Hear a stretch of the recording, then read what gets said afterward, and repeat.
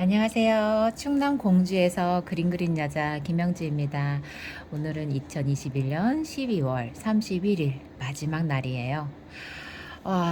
저는 매일매일 같다고 생각하는 소중하고 애틋하게 생각하는 날들로서 같다고 생각을 하지만 요즘 들어는 의미 있는 날을 조금 챙기게 돼요. 그래서 마지막 날 되게 남다르게 생각이 들면서 며칠 전부터 좀 생각 좀 정리하고 나름 계획도 다지면서 다짐도 해보고 새로운 마음을 또 새로운 힘을 얻고자 노력하고 있답니다.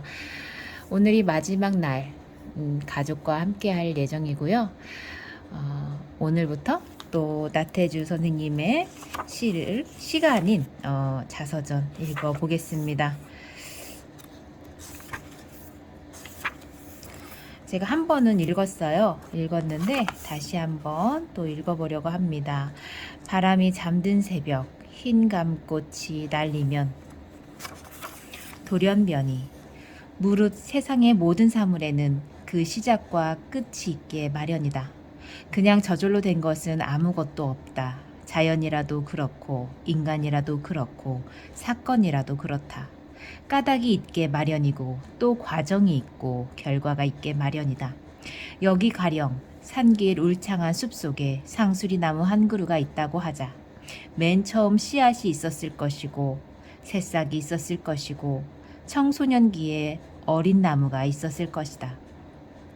그런 과정을 거쳐 오늘날 하늘을 가릴 정도로 높다라히 자란 나무가 되었을 것이다. 그뿐이랴. 그 나무를 도운 많은 주변의 환경과 요인들이 있었을 터이다. 우선 땅의 온기와 비옥함이 있었을 것이고 햇빛과 바람과 구름의 도움 또한 기본적으로 필요했을 것이다. 그 모든 것들을 아울러 비로소 오늘의 상수리 나무 한 그루가 된 셈이다. 이런 관점으로 나에 대해서, 나의 시에 대해서 한번 들여다보고자 한다. 왜 나는 그렇게 살았을까? 왜 나는 시인이 되었을까? 시인일 수밖에 없었을까? 그 연원과 그 까닭에 대해서 알아보고자 한다. 물론 나 자신의 일이고 나 자신의 정신적 소산인 것이라서 매우 주변적인 면을 벗어나기 어려운 문제이다. 그렇지만 나의 생애 가운데 한 번쯤은 짚고 넘어갈 일이라고 나는 생각한다. 아니, 내내 그렇게 생각해왔다. 16 철없던 나이에 시인이 되겠다고 소원을 세웠노라 말하곤 하는 나다. 그로부터 장장 50년의 세월이 흘렀다. 스스로 돌아보았을 때 단 하루도 시를 생각하지 않고 넘어간 날이 없고 한 번도 시를 쓴 것을 후회해 본 적이 없다. 참으로 놀랍고 신기한 노릇이다. 어쩌면 지극히 어리석은 게임, 제한적인 세상, 자신 없는 투자에 온 생애를 걸었을까. 둘러보면 문사적인 기질이나 분위기가 전혀 없는 집안이다. 주상 가운데 글을 써서 이름을 날린 분이 있었다는 말을 들어본 적도 없고 생활터전 가까이 학교 교과서 말고는 서책조차 없었던 집안이다. 경제적 조건까지 바닥인 집안이었다. 그 시절이야 모두가 비난했지만 우리 집은 유난히 썰렁했다. 농토도 많지 않아서 6마지기, 게다가 식구들이 많았다. 그야말로 누추한 오두막집에 헐벗고 굶주린 짐승 같은 식구들 여럿이 우글거리며 사는 집이었다고 보아야 할 것이다. 게다가 할머니는 선무당 비슷한 일을 하는 분이었다. 식구들 모두가 그런 할머니를 교주처럼 모시고 살았다. 이것은 나의 본가가 그렇다는 말이다. 본가가 있는 곳은 충남 서천군 기산면 막동리 24번지 속칭 막구리라고 부르는 동네에서도 집 너머라고 부르는 작은 동네. 동네 전체가 10가구를 넘지 못하는 작은 두매였다. 난 아주 어려서부터 그런 우리 집이 싫었다. 어딘가로 도망치고 싶었고 숨고 싶었다. 그렇게 도망쳐 숨어들고 싶었던 집이 바로 나의 외갓집이었다. 외갓집이라고 해서 결코 잘 사는 집, 화려한 집이 아니었다. 외할머니 혼자 기거하시는 집으로 외할아버지가 오랫동안 중병을 앓다가 돌아가시는 바람에 있던 재산마저 축내고 논이며 집문서마저도 넘어가 남의 집 젖방살이를 하는 신세였다. 그렇지만 외갓집은 조강하고 고요한 분위기가 좋았다. 오직 어린 나 하나만을 위해 주시고 떠받들어 주시는 외할머니가 있었기 때문이다. 외갓집 마을은 서천군 시초면 초연리, 홍연불악이라고 부르는 마을이다. 본가인 막동리가 비산비야, 산골도 아니고 들판도 아닌 곳이었다면 외갓집 마을은 비록 면소재지 마을이긴 하지만 좀 더 오복하고 정제된 느낌을 주는 산골 마을이어서 어린 마음을 평온하게 만들어 주었다. 그 마을에서 나는 외할머니의 외동아들처럼 자라면서 초등학교를 마쳤다. 4살 때부터 12살까지는 인생에서 가장 꿈이 많고 중요한 시기다. 인격 형성이 제대로 되기 이전으로 인간적 가소성이 가장 강한 시기라 할 수 있다. 그 시기의 경험들이 나로 하여금 일생 동안 시를 쓰는 사람으로 살아가도록 안내하지 않았을까. 스스로 그렇게 생각해 본다. 어떤 사람에게는 유년 시절의 경험과 주변 환경은 절대적이다. 일생 동안 나의 인생, 그 인생 전체를 지배하고 그 삶의 방향을 정해주는 것이 유년기의 삶이 아닌가 싶다. 그렇지만 내가 시인이 되고 시인으로 살아온 내력은 아무래도 돌연변이 같은 것이리라. 변종으로 생겨난 이상한 식물 같은 인간이 바로 나인지도 모른다. 그야말로 나는 처음부터 나의 집안과 가족들과는 전혀 어울리지 않는 그런 아이였고 자라서도 내내 그렇게 살았다. 조그만 이단아였으며 반항하였다. 그렇다고 자라서 문학이나 글쓰기를 전공하는 학교에 들어가 배운 적도 없다. 주변에 글을 쓰는 친구나 안내자로서의 선배가 있었던 것도 아니다. 오로지 혼자서 읽고 생각하고 쓰는 일로 일관하면서 시인으로 성장했다. 말하자면 독학파 시인이었고 무학자 시인이었던 것이다. 명색이 기독교 신자라지만 나는 내가 글을 쓰는 사람으로 일관해온 삶을 돌이켜보면 그 숙명 같은 궤적들로 인해 괜스레 불교의 환생설이나 윤회설을 따르고 싶어진다. 혹시 그러지 않았을까?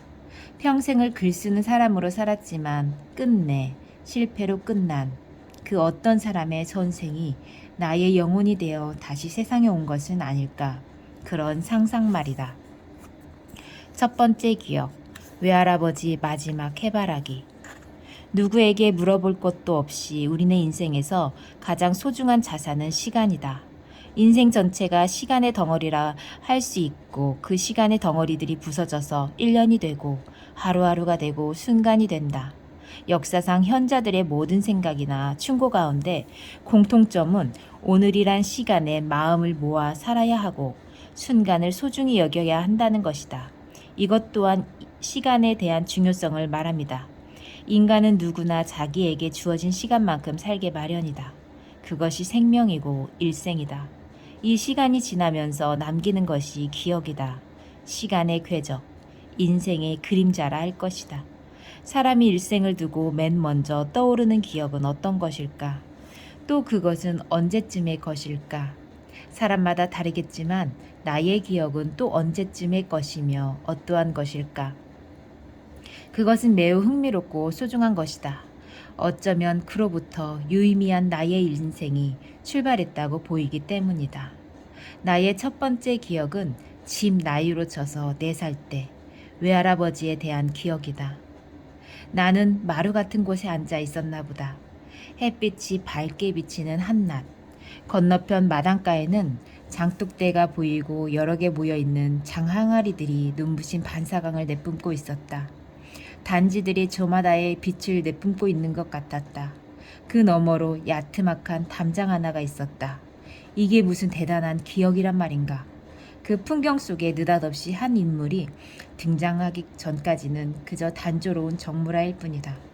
그런데 느닷없이 그림 속에 불쑥 등장하는 한 사람이 있다.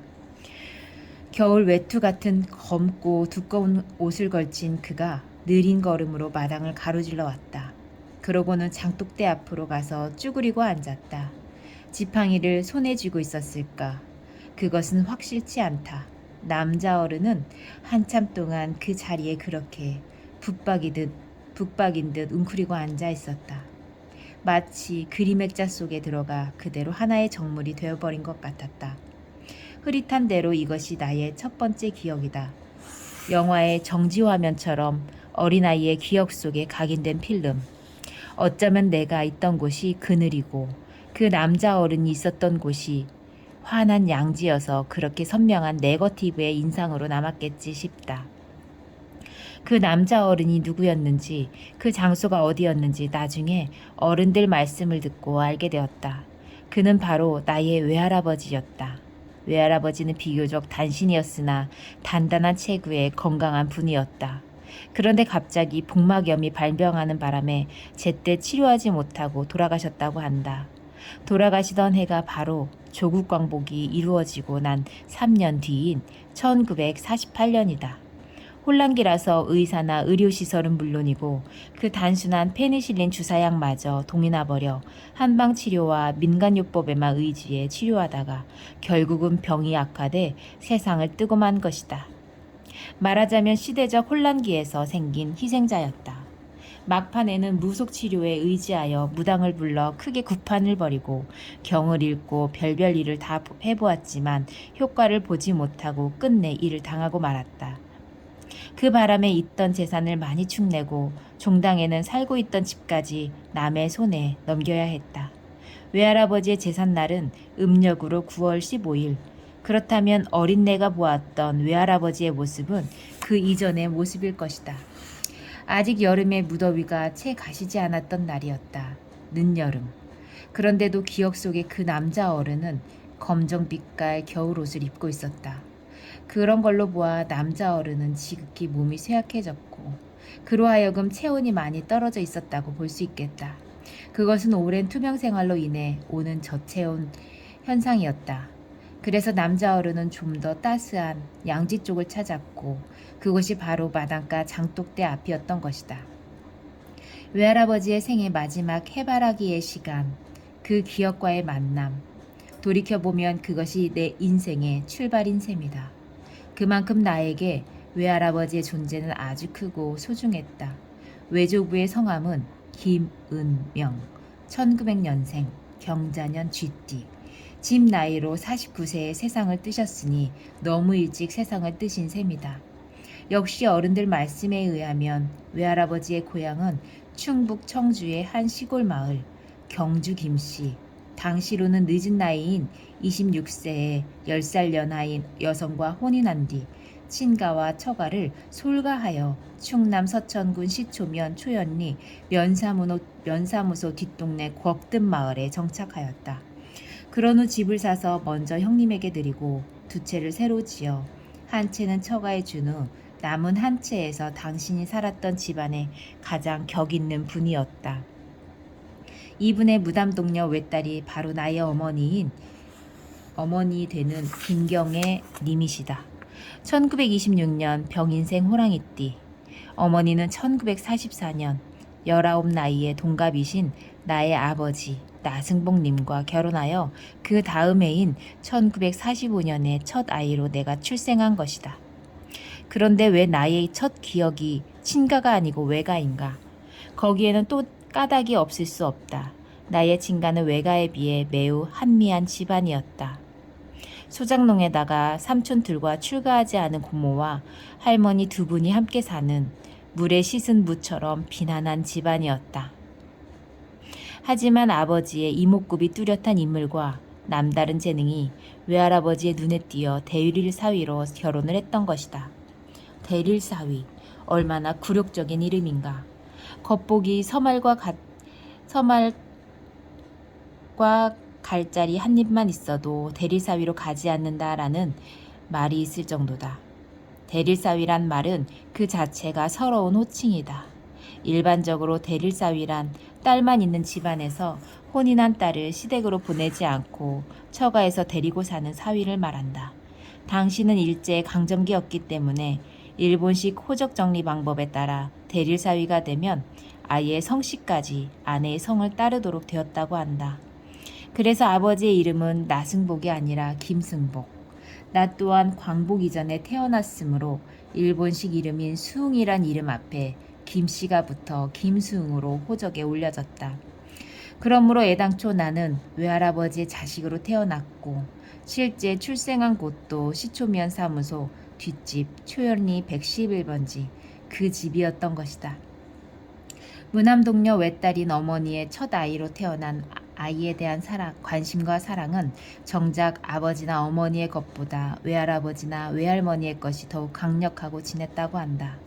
한 번은 내가 경기를 해서 급히 한의사를 모시러 가는데 아버지가 개울을 만나 돌아가려고 하니까 외할아버지가 신을 신은 채로 개울물을 텀벙텀벙 건너가면서 사위인 아버지더러 왜 빨리 오지 않고 머뭇거리냐고 나무라셨다고 한다.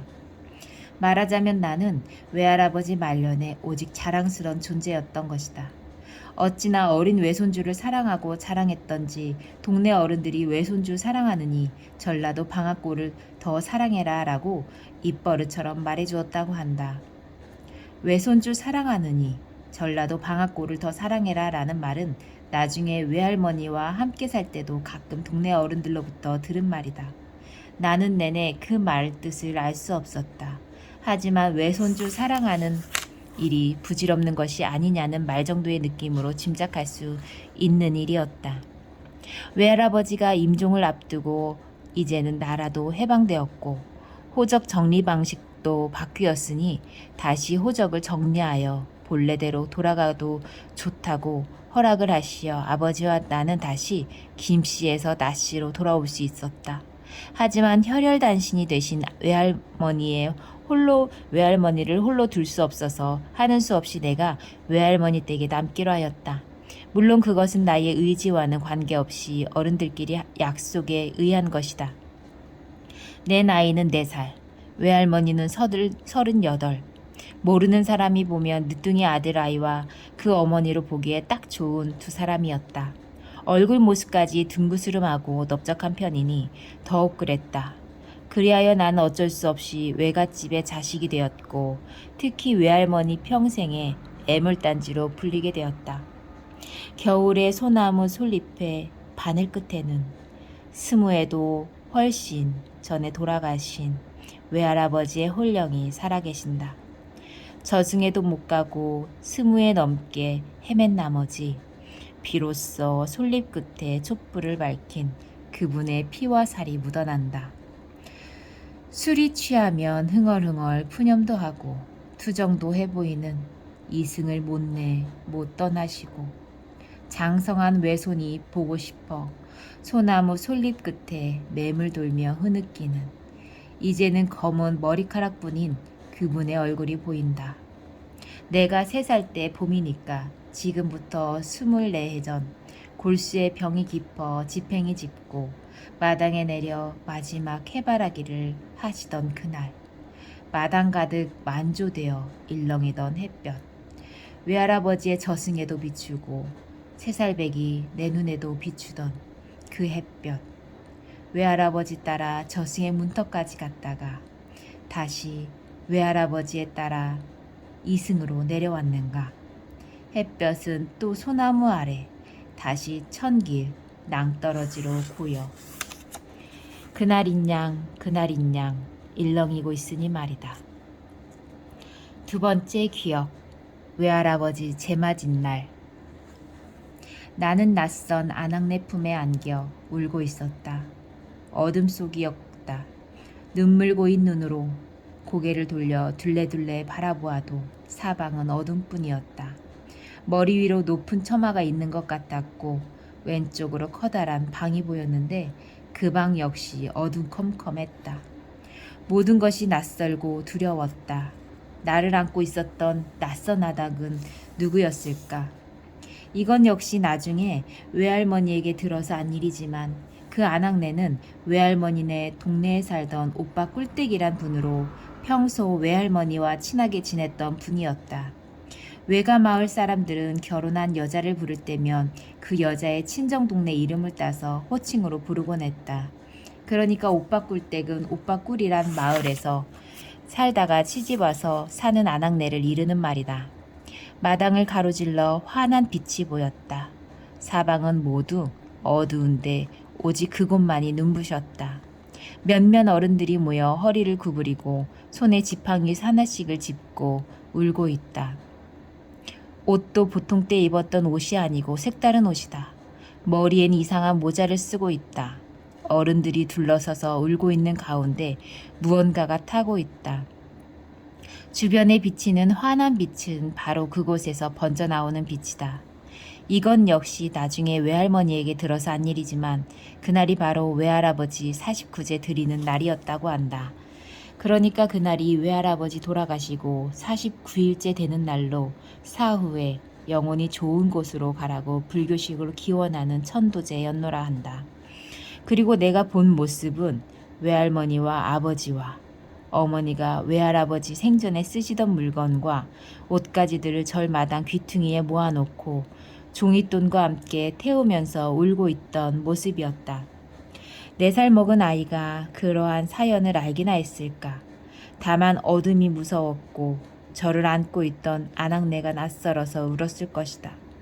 하지만 그날 밤의 어둠과 넓은 마당을 가로질러 저편에서 번져오던 밝은 불빛과 그 불빛 주변에 옹기종기 모여 울음소리를 내던 어른들의 생소한 모습은 오랫동안 머릿속에서 지워지지 않는다. 주변에 탑이라도 하나 있었던가. 그런 기억은 없고 이파리 넓은 파초나무 같은 것이 불빛 주변에 어른거리고 있었던 것 같다. 그 뒤로 외할머니는 종종 그날의 행사를 외할아버지 잼맞은 날이라고 회상하셨다. 그러면서 외할아버지가 분명 좋은 곳으로 가셨을 것이라고 말씀하곤 했다. 그래, 너의 외할아버지는 인도 환생했을 것이다. 49세 이른 나이로 세상을 떴으니 그 남은 인생 동안 다시 태어나 누군가 다른 사람의 자식으로 살고 있을 것이란 믿음에서 하시는 말씀이었다. 생각해보면 그렇게 일찍 세상을 떠난 외할아버지보다 더 안쓰러운 분은 외할머니였다. 38세에 남편을 잃고 청상 과부의 처지로 33년을 더 사시다가 71세에 세상을 떠났으니 그 외로움과 한스러움을 무엇으로 표현할 수 있을까? 그러한 외할아버지와 외할머니의 고독한 일생과 더불어 나의 한 생이 시작되었고 또 이어져서 오늘에 이르렀다. 참으로 감사하고도 눈물겨운 일이다. 젖방살이. 내가 세상에 태어난 것은 1945년 3월 17일. 그러나 호적의 기록으로는 1945년 3월 16일. 그래서 가끔은 어른이 되고 시인이 된 뒤로는 윤동주 시인이 1945년 2월 16일 세상을 뜬 일을 상기시키며 윤동주 시인이 돌아간 뒤 꼭 한 달 만에 내가 태어났노라 의미를 부여하고 말하곤 했는데 꼭 그건 아닌 성쉽다. 어른들 말로는 태어난 날 양력으로 하루도 어기지 않고 면사무소에 찾아가 정확하게 호적을 작성했노라 했다. 하지만 음력생일로 따져보면 하루가 빗나간다. 아무래도 옛날 분들의 습관이나 기억으로는 양력보다 음력이 더 정확하다고 할 수 있을 것이기에 그렇다. 나의 음력생일은 2월 4일. 그 날짜를 가지고 만세력을 찾아보면 그 날짜는 1945년 3월 17일. 그러니까 호적상 생년월일보다 하루 늦게 태어난 셈이다. 을류생. 닭띠. 출생 시간은 점심 식사 마치고 한참 뒤 오후 3시경. 그러므로 닭으로서는 한참 활기차게 모이를 찾으며 활동하는 시기다. 그것도 춘분을 나흘 앞둔 날이다. 나는 살면서 한 번도 무당을 찾거나 점집에 가서 점을 보거나 사주에 대해 알아본 일이 없다. 그런 걸 모두 부질없는 일이라 여겼기 때문이다. 나이 들어 어른이 되고 또 학교 선생이 되어 40년 넘게 선생을 하다가 정년퇴임을 하던 해 죽을 병에 걸려 허덕일 때 주변에서 나의 사주에 삼재가 들어 그렇다고 할 때도 믿지 않았다. 어쨌든 내가 태어난 것은 광복이 되던 해 일제 말기, 아직은 광복이 이루어지지 않았을 때다. 그래서 이름도 일본식 이름으로 호적에 올라 있었다. 나수웅. 그러나 아버지가 대릴사위로 들어가 김씨였으므로 그 당시 기록에는 김수웅으로 되어 있었을 것이다. 분명히 가난하고 불우한 가정의 맞이로 태어나서 출발한 인생이다. 그런데 어린 시절을 돌아보면 흐릿한 대로 가난하거나 불행했다는 느낌보다 평온하고 부드럽고 따스한 기억이 우세하다. 누군가로부터 한없이 보호받고 있었다는 믿음이 있었다. 역시 어른들 말씀을 떠올려 보면 난 어려서 글을 일찍 깨쳤고 엉뚱하고 성숙한 말을 자주 해서 주변 사람들을 놀라게 하곤 했단다. 나 다음으로 태어난 형제는 누이 동생 희주다. 그녀의 어린 시절 이름은 영자였다. 이른바 아명인데 내 아명은 영주였다. 2살 터울로 누이 동생이 태어났으므로 집 나이로 3살 때 터를 팔았고 또 어머니의 젖을 떼야 했을 것이다. 아무래도 일찍 젖을 물려준 아이로서 애석함이 있었을 것이고 나는 젖을 먹고 있는 동생에 대한 부러움이 있었을 것이다. 그때 내가 했다는 말을 어른들을 두고두고 내게 들려주곤 했다. 영자야, 오빠 젖 좀 주라고 해라. 이건 직접 화법이 아니고 간접 화법이다. 젖을 먹고 있는 동생에게 하는 말이지만 실상은 어머니 들으라고 한 소리였다. 그것도 간절한 마음을 담은 호소였으니 끝내 어머니는 아이의 청을 물리칠 수 없어 반대쪽 젖을 나에게 물려주었다 한다. 그러니까 어머니는 양쪽 젖을 2 아이에게 하나씩 물려 빨게 한 셈이다. 또 한 가지, 가끔은 울기도 했는데 울고 나서는 이렇게 말하곤 했다고 한다. 울었땡 땀났네. 말하자면 울었더니 땀이 났다는 말인데 그런 걸로 보아 어린 시절 나는 언어 발달이 비교적 다른 아이보다 빠르지 않았나 싶다.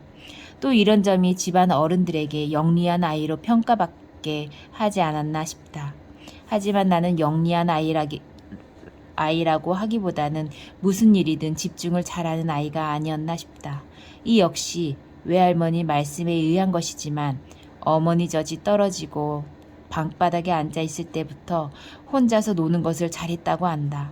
가령 팥이나 콩 한 대를 방바닥에 흩어주면 그걸 가지고 한나절 혼자서 흩었다가 모았다가 하면서 놀았다고 한다.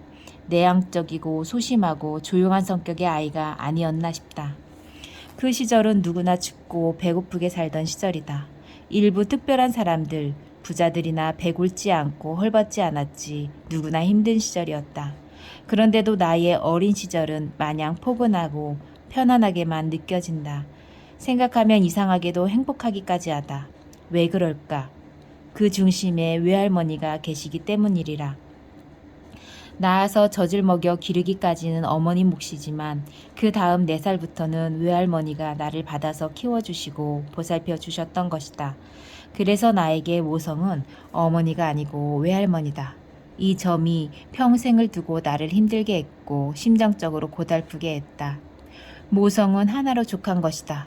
그런데 그 모성이 둘이라는 건 불행한 일이다. 하나의 갈등이고 모순이다. 오죽했으면 뒷날 내가 외할머니는 둥글고 어머니는 네모지다 라고 어떤 글에서 썼을까. 마음은 언제나 외할머니를 향해 있었고 그걸 알기에 어머니는 내내 섭섭하게 여기셨던 것이다. 그도 그럴 것이 어머니의 젖에 대한 기억이 별로 없다. 나에게 있어 젖꼭지라면 단연 외할머니의 젖꼭지다. 4살부터 어머니를 떠나서 살 때 밤에 자다가 칭얼거리기라도 하면 외할머니는 당신의 젖꼭지를 내게 물려주시곤 했다. 물론 젖이 나오지 않는 빈 젖꼭지다. 하지만 그 빈 젖꼭지를 오물거리다 아이는 잠이 들곤 했을 것이다. 외할아버지 세상 뜨신 뒤 집이 없는 사람이 되었다.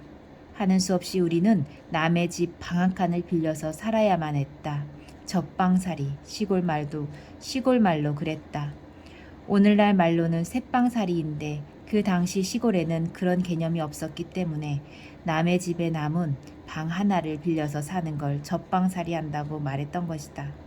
굳이 표준말로 바꾸면 겹방살이쯤 될 것이다.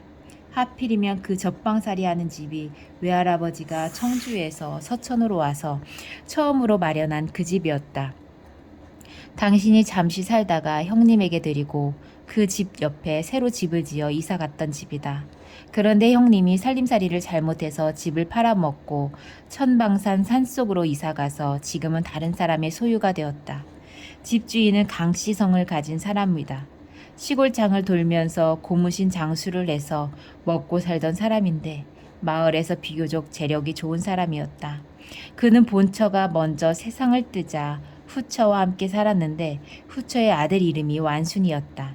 그래서 동네 아이들이 그들의 집을 완순네 집이라고 불렀다.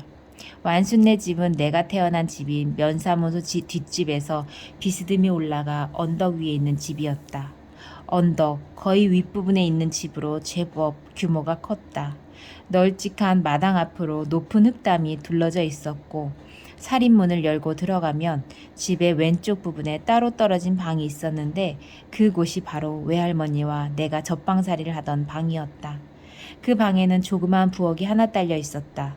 그 부엌의 부뚜막 위로 종이 창문이 하나 뚫려 있었고 방으로 들어가면 왼쪽 벽에 창이 하나 더 나 있었는데 그 창문을 열면 바로 행길이 나오고 그 길 건너편이 바로 가장 물할머니네 집 마당이었다.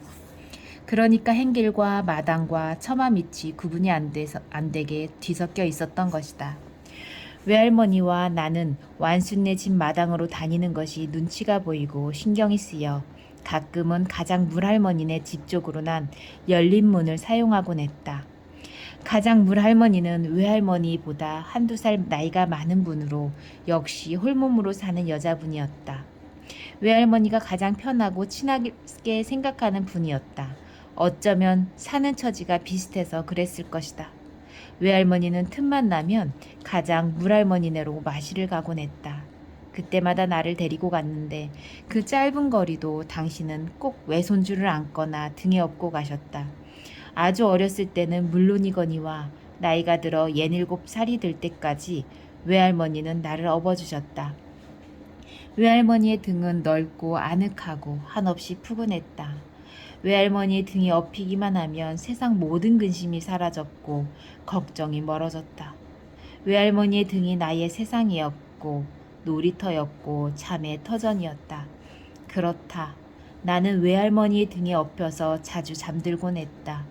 어쩌면 외할머니는 당신의 시름과 고달픔을 달래기 위해 어린 손주를 자주 등에 업고 가장 물할머니네 마당을 서성였는지 모른다. 언제든 외할머니는 나를 등에 업고 노래를 불러주시곤 했다. 크지도 않고 분명하지도 않은 목소리로 불러주시던 외할머니의 노래. 그것은 나의 자장가이기도 했고 세상에 나와 처음으로 듣는 음악이기도 했다. 가장 물할머니네 윗집이 풍조형네 집. 풍조형은 나보다 한두 살 위인데 마음씨가 좋아 벅든 마을에서 나를 제일 잘 데리고 놀아주었다. 그 아래로 나와 동갑내기인 남동생이 있었는데 그 아이 이름은 태조였다. 나는 태조보다 풍조형과 친했기 때문에 그 집은 태조네 집이 아니고 당연히 풍조형네 집이라고 불렀다. 풍조형네 집은 가장 물할머니네 집보다 형편이 더 좋지 않았다. 집터가 좁아서 경사진 산비탈을 그대로 이용해 집을 지었는데 그래서 마당이 그대로 행길이고 토방인 집이었다. 사람들이 오가려면 풍조형네 집 마당을 밟고 건너가야 했다. 그런데 그 길이 곶든 마을 뒷동네인 천초나 처마꿀, 절꿀로 가는 지름길이었던 것이다. 혼자서 마을을 휘젓고 다니며 놀 만큼 자랐을 때 내가 가장 많이 가서 논 집이 바로 풍조형네 집이었다. 그만큼 편한 사이였다. 그 오른쪽으로 가장 물할머니네 집 건너편으로 의용이네. 나보다 한두 살 아래의 남자아이로 장시성을 가진 아이였다. 장의용의 아버지는 완순이 아버지처럼 고무신 장수를 하는 사람이었는데 한결같이 마음씨가 순한 분이라서 가끔 외할머니가 시장에서 필요한 물건이 있으면 사다 달라고 부탁하기도 했다. 의용이네 집 뒤로는 우르창창한 대숲이 있어서 해질 무렵이면 참새들 쥐저귀는 소리가 요란하게 들리곤 했다. 어쩌면 곶든 마을에 사는 참새들이 모두 그리로 모여 잠자리를 찾는지 몰랐다. 짹짹을 짹짹을 우는 새들의 소리가 시끄럽기도 했지만 오히려 외할머니와 나의 귀에는 또 다른 자장가인 양 편안하게 들렸다. 그것은 하루를 고달프고 힘겹게 보낸 모든 생명 가진 것들에게 보내는 위로와 안식의 저녁 인사였다. 가장 물할머니네 집을 오른쪽에 두고 완순네 집 왼쪽에 있는 집이 바로 외할머니네 친정집이다. 외할아버지가 곽든 마을로 이사와서 처음으로 지은 집이 바로 그 집이었다. 그 집에는 외할머니의 친정어머니와 남동생 둘과 그들의 가족들이 살고 있었다. 완순네 집과 담장 하나 사이로 커다란 감나무 한 그루가 심겨져 있고 집 뒤에는 감나무 밭이 있었다. 그 나무들은 모두 외할아버지가 심은 것들이라고 했다. 가끔은 감나무로 해서 완순네 집 사람들과 다툼이 있었다. 거기다. 그 집에는 솜틀이 하나 있어 종종 시비거리까지 생겼다. 솜틀이란 묵은 솜을 새솜으로 만드는 기계를 말하는데 그 기계를 돌리면 소음이 무척 심하고 먼지가 많아 늘상 피해를 입는 쪽이 있기 마련이었다. 어쩌면 내가 어렸던 시절엔 대부분의 사람들이 춥고 배고프고 하루하루 살아가기가 힘들었을지도 모른다. 일부 사람들만이 아니라 거의 모든 사람의 형편이 그랬다. 먹는 음식이며 옷가지며 살림살이가 두루 부족했던 것이다. 하지만 나는 그렇게 춥고 배고픈 어린 시절을 보냈음에도 전혀 궁핍함을 느끼지 못했다. 외할머니가 내 삶에 든든한 버팀목이 되어준 덕분이다. 외할머니와 함께 젖방살이 하던 한 칸짜리 방은 좁고 늘 어두컴컴했다. 빛은 양쪽에 조그만 창호지 문으로 들어오는 것이 전부였고 방바닥은 얼음장처럼 차가웠다. 방구석에 외할머니가 쓰시던 헌 장록이 하나 있었을까. 그리고 벽에는 괴종시계가 하나 걸려 있었다. 그 시계는 외할아버지가 남긴 거의 유일한 유물이자 외할머니가 평생을 두고 간직하던 물건이다. 비록 남의 집 젖방살이를 하는 형편이지만 그것만은 결코 남의 손에 넘기지 않았다. 말하자면 외할머니의 숨겨진 자존심이었던 것이다. 시계는 날마다 멀리 서천 읍내에서 들려오는 낮 12시 사이렌 소리에 맞추어 타종을 했을 것이다.